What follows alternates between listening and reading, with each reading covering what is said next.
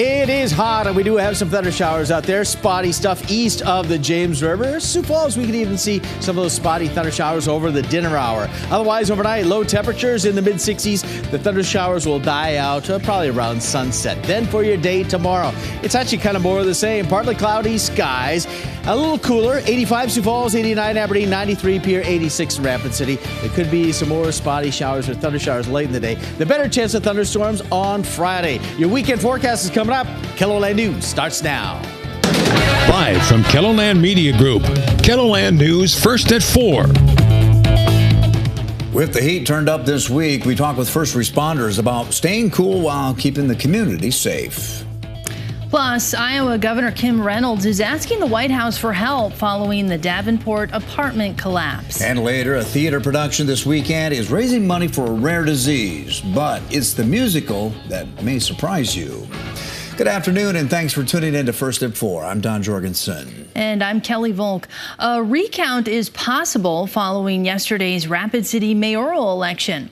According to the South Dakota Secretary of State's website, Jason Solomon has 32% of the vote after receiving nearly 4,900 votes. Laura Armstrong has 30% with about 4,600 votes.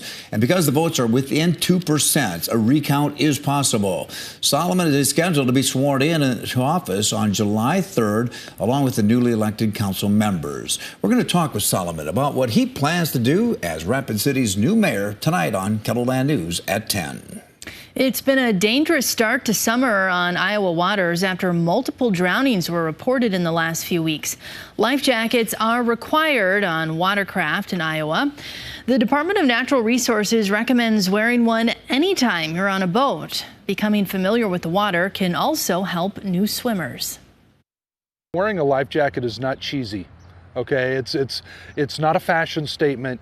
You wear a life jacket because it will add buoyancy to you being in the water, so it's going to save your life.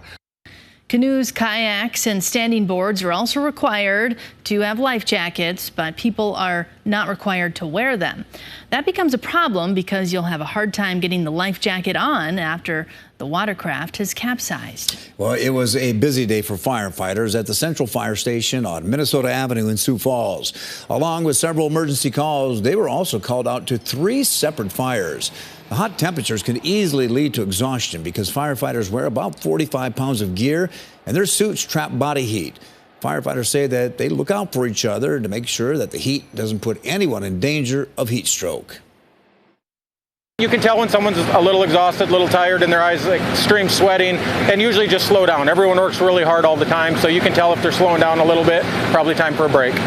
Captain Murphy says that firefighters work as a team to look out for each other. On really hot days, they will cycle in crews from other stations. Well, it'd be nice to get a little break from this heat. Sounds like we might get a little bit of some moisture, Yeah. some much needed moisture in the forecast. We do have a few of those showers and thunder showers starting to pop up between the James River and I-29 this afternoon. You'll get a little bit of moisture if you catch one of these showers.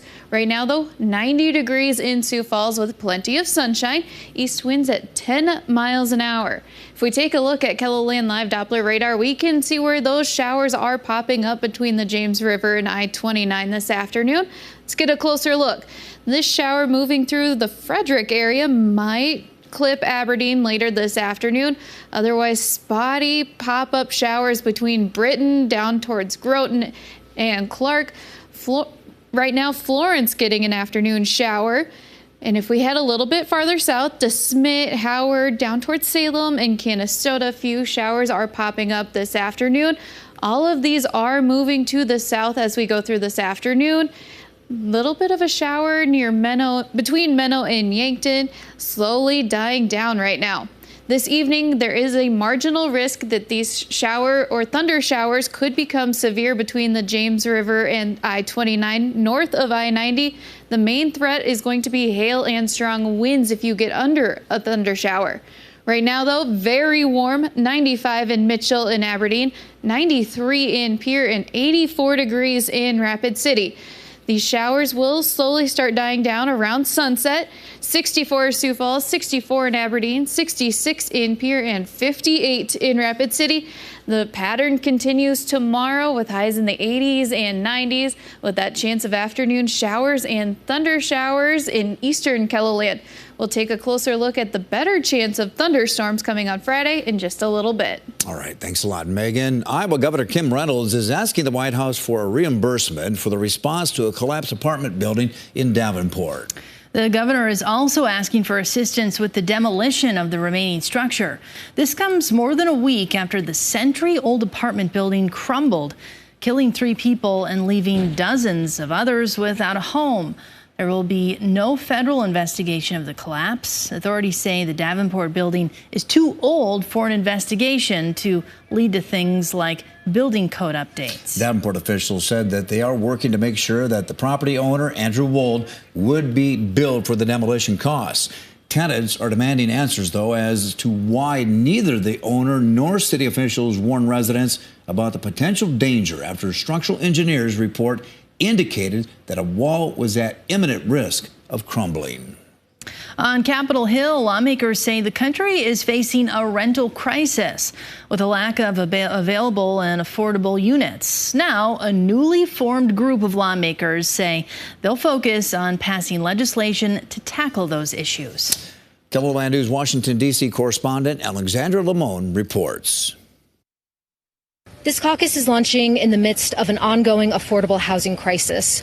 Advocates and lawmakers want to tackle issues like rental housing discrimination and affordability. For the first time since data started being recorded 20 years ago, the average American renter is now considered rent burden, meaning they pay over 30% of their income to rent. Wednesday, members of Congress announced the new Renters Caucus. Congressman Jimmy Gomez and Dan Goldman say the group will focus on finding solutions to the rental crisis.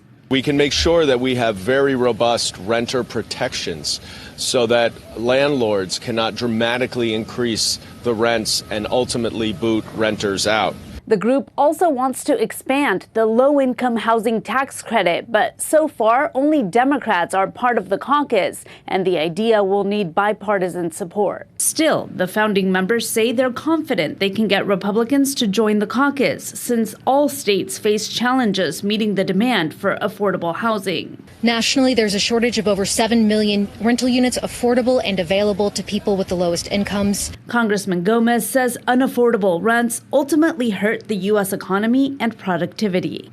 In Washington, Alexandra Limon. Well, Mike Pence has opened his presidential bid with a forceful denunciation of former President Donald Trump over January 6th, Trump's temperament, and abortion. During an event in Iowa today, Pence accused Trump of abandoning conservative principles, particularly on abortion. Pence is the first vice president in modern history to challenge his former running mate. Trump leads the GOP 2024 presidential field in early polls.